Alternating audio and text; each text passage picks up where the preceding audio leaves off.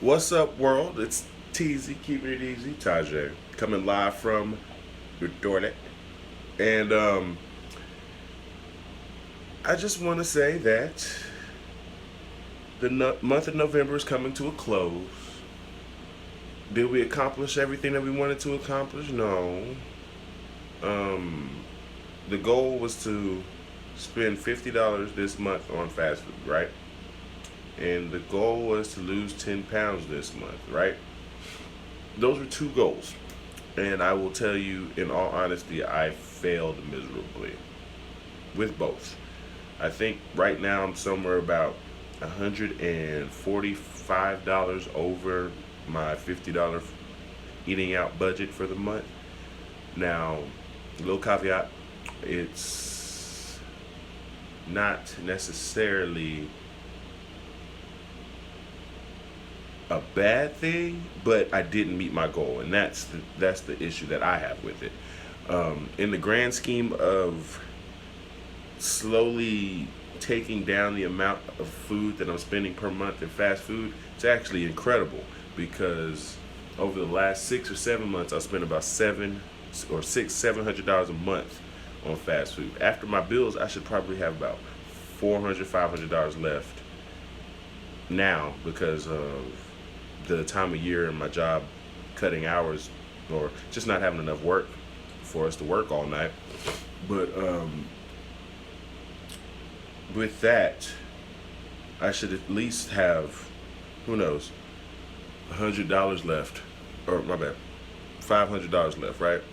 And yeah, I'm still waiting on next paychecks and things like that because I just was spending so much money on fast food that even though I was making almost $2,000 a month after bills and then after fast food, there was no room for anything else. And then like when you really figure out that you're just eating your life away, and everybody's like, "What do you mean eating your life away?" I mean, eating away your new experiences, eating away new books, eating away investments. So much money could be put other places than in your mouth, you know? And we really just spent a lot of time over the years just dumping food down our gullet. And as we got older, not even really recognizing that that food now costs money and somebody has to pay for it.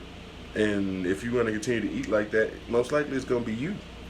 So, we just ate away a lot of food, a lot of experiences. So many times, so many places I wanted to go. Eating away cars.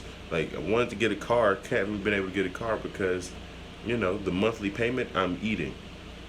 The down payment I ate already. And it's an ugly cycle that December I really, really hope to break. Um, the most I spent in a month on fast food was $1,200. It's crazy to me. And that was a while ago. It's like 8 months ago. Yeah, $1,200. I was making some money. I worked two jobs just to eat. I don't have any of that money to show for it. Actually, I do. It's all around my chest and my belly, the things I don't really show because, chubby.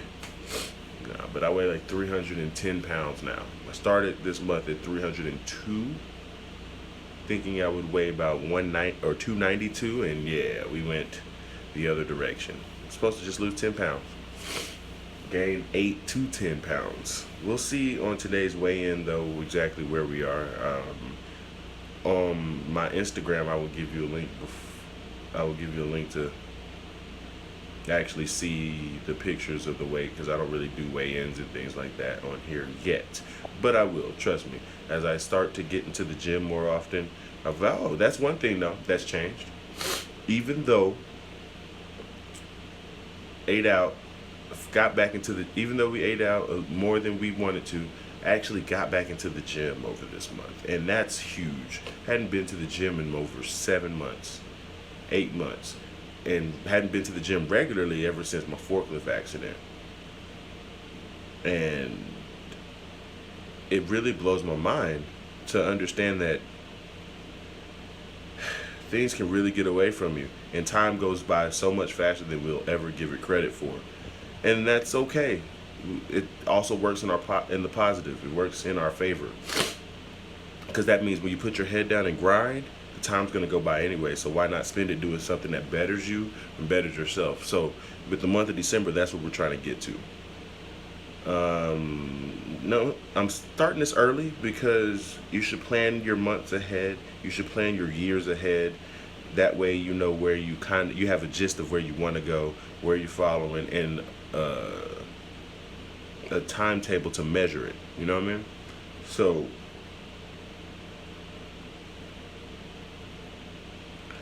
December's, I want to just be a little more consistent. I started a yoga program this month, fell off. I have Tai Lopez 67 steps, which is supposed to take 2 months. Right now, we're at month 4 of, and I have 7 steps left. And I don't know why. I just have this like barrier. It's like I call it the 2 month barrier. I don't know why I can't force myself to do anything consistently outside of my normal patterns for more than 2 months. But that's because 2 months is the threshold. Once you reach 2 months, like your whole entire psychology is completely changed. There's no way you can go back to thinking the way you used to.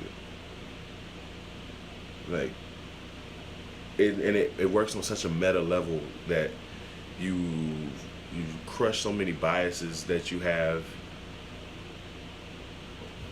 so many thoughts and beliefs that you once believed in. After 2 months, you can't deny the fact that there's something different, and you can't deny if you like it or not. So when you go back to things, they don't feel the same. After about 30 days, you get the positive benefits of things, but it's usually not enough time to make you solidify it as a pattern, or solidify it in your mind to be better than what you used to do, which is the key. Because as long as you feel like it's better than what you used to do, it's only a matter of time before the stuff that you kind of go back to gets old and feels bad, as opposed to you're like, oh yeah, give it back, give it back, give it back. So I'm gonna start doing a little more cleansing. Start recording my gym workouts a little more. Just some food for thought. And I appreciate y'all for rocking with me. This is not an easy journey, but I want to be open and honest about it, because that's the one thing that I've never been is when things go bad, I just fall off the face of the earth until I can get myself together. And then once I've, like, we'll put it this way. Say, for instance, I lost 40 pounds, right? I get real motivated. I'm on the internet all the time. I'm talking. I'm motivating others, inspiring others, pushing others. But as soon as I start to backslide a little bit, those are the parts of the journey that people really want to see. They don't want to also always see you win. They want to see what it's like, what hardships you have. And in that, people can help you and stop you in the midst of your hardships and maybe keep you from falling off track as far. But then once you fall off track and you stop, however long it takes you to get back is how long of a break you take. And I'm tired of taking breaks. I'm tired of quitting. So you get everything pure, raw, uncut. Even this belly and these titties. Seriously. It's just, I'm tired. I'm tired of being the same. I'm tired of being huge enough that I don't know what my facial features really look like.